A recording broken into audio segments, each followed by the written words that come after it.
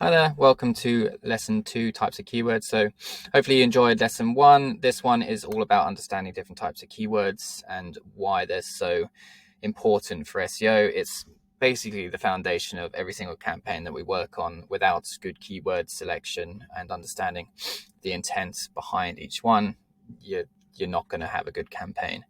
There's many good agencies out there that make several pages for the same kind of keywords. They all compete with each other and they don't have a strong foundation and strategy. So if you can get this right, you can really do well in terms of your website. So first things first, introduction to keywords. So what are they? So they're different types of phrases.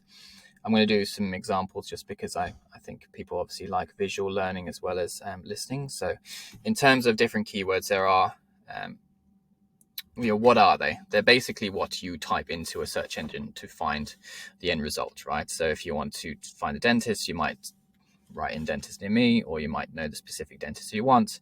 So it is just a phrase that you enter into a search engine, right? And the search engine job is to link your keyword and what you type in with the end result. And the best search engines in the world, obviously Google, is the best. That's the job, is to link your phrase with the end result. As he said, it bridges the gap between people searching and the content provided to meet the demand. So as an example, if you do like dentist near me, so I'm in Dublin at the moment. If I do that, these are what Google thinks is the best result for my keyword, which is dentist near me. So it is a homepage result of a dentist that's in Dublin, and it's ranking number 1. So these guys are doing extremely well. They've obviously got a great website, lots of services. They've obviously spent a lot of time and money building out that. And if we probably look at their domain authority, it's probably quite high as well. So that is what Google is giving me as the best result for them. As we go down the list, you'll see that things slightly get less exact or less specific to what I actually search for. So you'll see like North City, you'll likely see different locations of Dublin too. So it's not in Dublin, it's one of the suburbs within Dublin. If we go down, it's Dublin 18. So it gets less and less exact as we go down. So find a dental care near you. So now that's like a search engine for dentists. Now you get some YouTube videos, Facebook. So you'll find that as you go down the list, things just get, the quality goes down. So at the top of the list is really, really exact for what you want. Same thing if you were to do, sunglasses online. The top one will be, a homepage of sunglasses. And if at the bottom, there'll be different types of sunglasses, right? So, baby bug and, all of this like cool shades, the history and meaning of sunglasses. So the more pages that you can do for a specific key phrase, the better you'll likely rank. So one of the main problems that I see for a lot of clients is they'll have a page that's just /services, and then on that page they'll have a list of all their services but not have specific pages for them. And the problem with that is Google, when it crawls your website, will only see the services page, and then what is that page actually for? If you're an electrician, you might be able to rank that page for electrical services, but that's about it. Whereas you've got maybe 10 services that you provide that, because they don't have a page for it, they're not going to rank on Google for this, someone actually typing in an intent. I'd see if I can find an example actually. Let's do electrician Dublin. I'm going to go down to someone that's lower down because they likely don't have good SEO. And then we'll go down to these guys. So these guys have different service pages, but the commercial doesn't.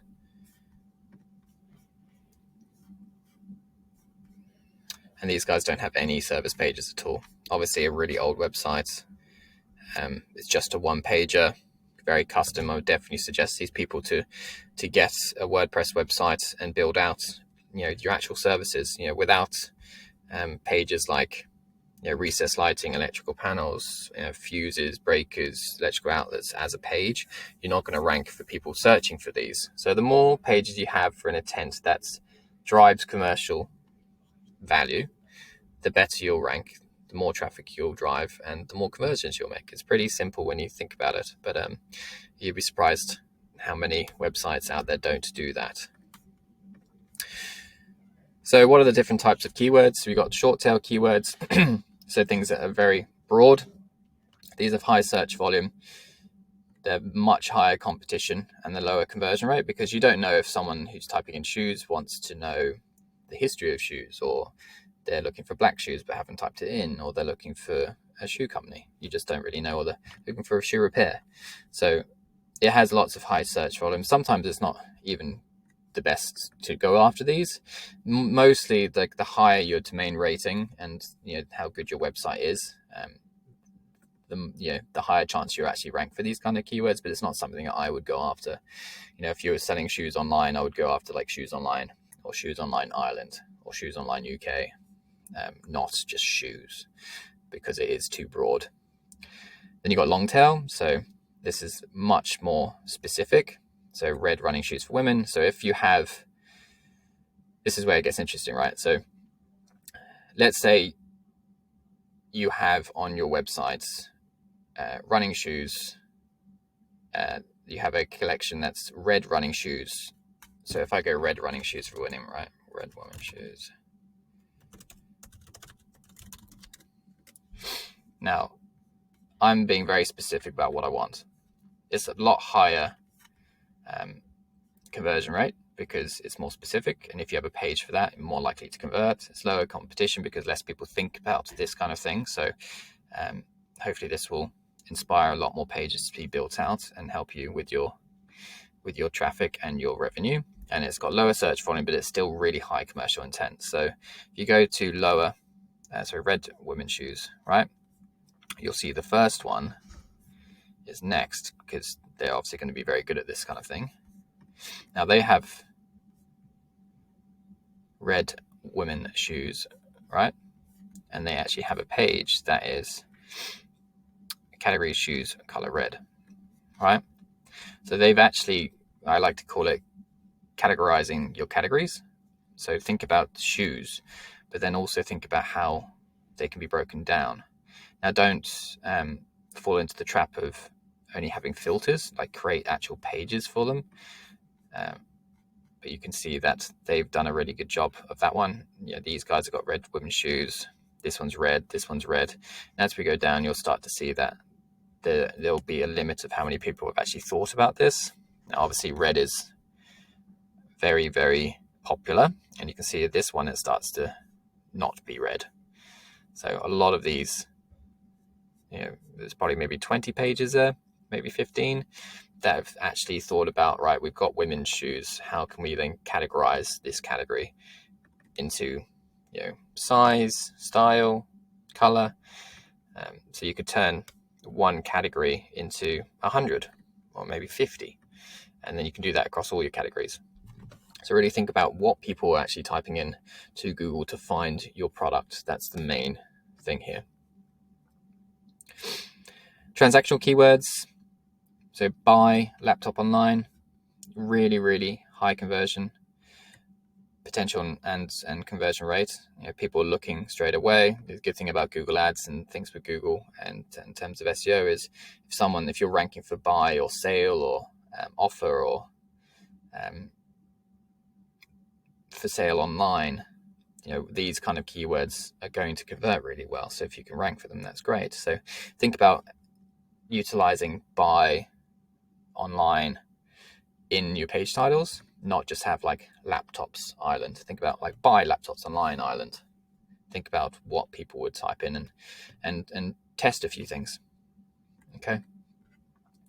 Informational keywords, how to train a dog. Good for building top of funnel, a broad audience. So you will get to a point, let's say you have 100 products and you sell pets if you're a pet store, right? It's going to get to a point where you've done all the top level categories, you've done all your sub level categories, you've categorized all your categories as well as you can. You've added content to every page, done good internal linking, you've done FAQs, you've looked at product pages, all the things you have. You get to a point where you're like, okay, I need to wait to build out more pages because I need the stock for it. What can I then do to drive top of funnel? So people that don't know about your brand, they're not maybe looking to buy right now, but they will in the future. So looking at who am I trying to sell to? So as an example, how to train a dog. If you're a pet store, you're targeting people that want to train their dog and they want to absorb information about that. And then if you hit this person with, let's say, 10 blog posts in future of different things about training dogs and what breeds are good to train, eventually they might buy from you. So it's really important to be an expert in your field, not just sell products, but also teach people in that kind of area about what they want to absorb as well. So it's really, really important to get top of funnel. So navigational, a lot more for